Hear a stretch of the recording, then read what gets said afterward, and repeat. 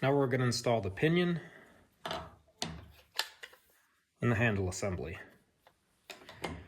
And to start, we're going to remove this bolt, and I refer to that as the pinion axle. And to get that out, you're just going to reach under the jig until you feel the bottom of it and press up.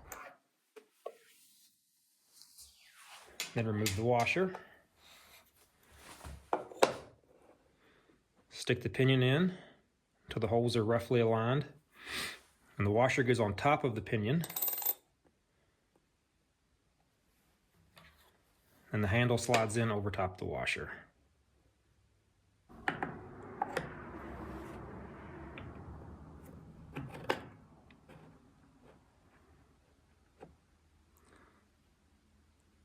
Now we're going to press the top of this bolt down into the pinion axle bracket. And to do that, just put 2 fingers underneath it, put your thumbs on top of the bolt, and press down. The jig comes with 2 carriage stops already cinched tight against the jig, and that's just to keep the stock carriage from moving around and shipping. So take those out.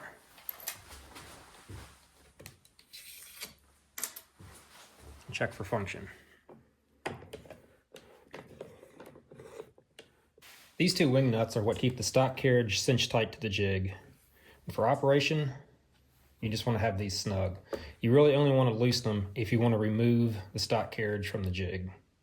If you want to use the dial caliper with the jig, you'll need to install the caliper hold down assembly and the caliper jaw lock. And we'll start with the hold down assembly. So this is a 3-part assembly. You have your caliper hold down locking bar, your caliper base plate, and your caliper hold down. This bottom locking bar is what's going to slide into the stock carriage here on top, and then these 2 screws will clamp it down. So to install it,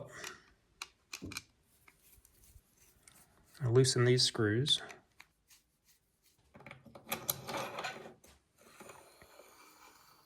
But there's an ideal location for this.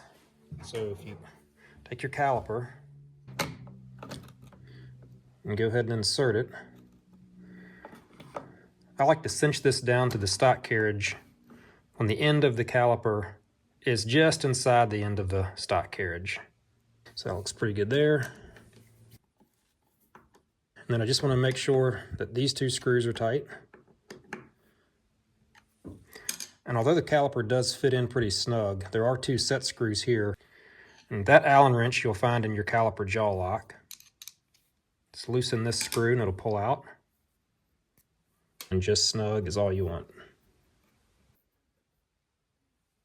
Now the caliper jaw lock is going to go right here. So I'll remove that wing nut and washer.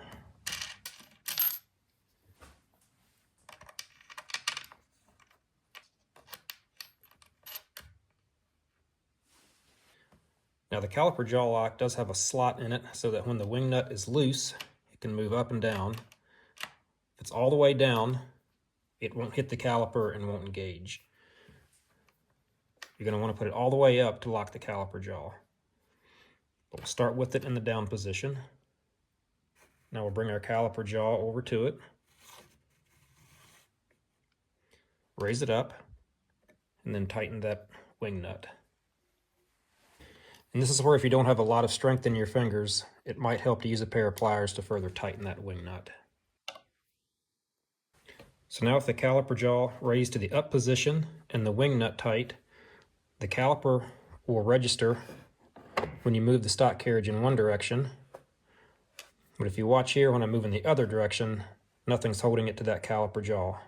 And that's where our Allen wrench comes in. So to keep the caliper jaw locked to the caliper jaw lock in both directions,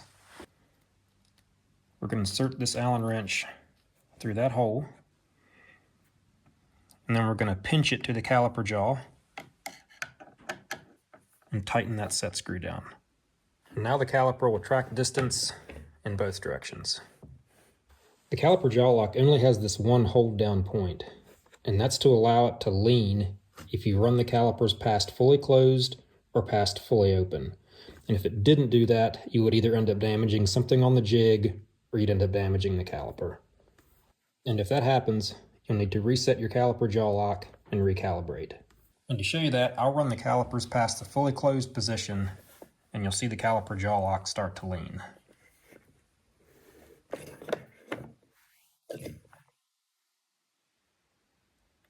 So until you get used to using the caliper with the jig, what I would recommend doing to prevent that is opening the calipers to where they're almost fully open, and then inserting a carriage stop on this side of the stock carriage, and then closing the calipers until they're almost closed, and then inserting a carriage stop on this side of the stock carriage.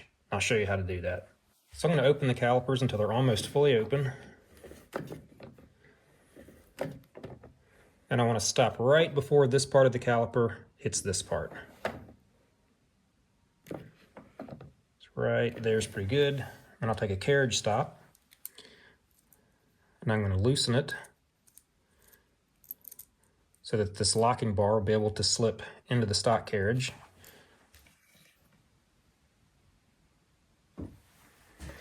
Now I'll go back the other direction to where the calipers are almost closed.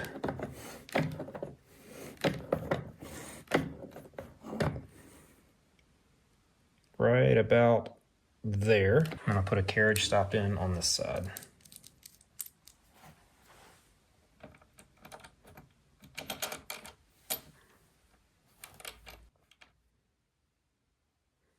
And that'll give you positive stops in both directions so that you don't end up overextending the calipers and losing calibration. And I've put both carriage stops in this upper track, which leaves the bottom one free for other carriage stops for joinery operations. Last thing on the caliper, if it seems like the jaw isn't opening and closing smoothly, it's probably just because these set screws are too tight. So just grab your Allen wrench and loosen them a little bit until it operates smoothly. You have a lot of mechanical advantage to move the stock carriage with the handle. So keep in mind that when you're using this carriage stop, if you really put the oomph on it, you are still able to move that carriage stop, and you can lose calibration. But after some practice, you'll get a feel for when you're hitting your carriage stop and not moving past it and losing calibration.